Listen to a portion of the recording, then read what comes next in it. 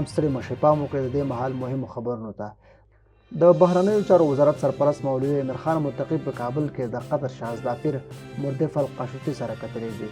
بهرنیو چارو وزارت مرستیال ویان حافظ ضیا احمد پر ایکس لیکلي چې په دې کتنه کې د افغانستان او قطر ترمنځ پر دوه اړخیزو اړیکو له متحده ایالتونو سره پر وروستیو پرمختګونو او ځینو نورو مسایلو خبرې شوې دي.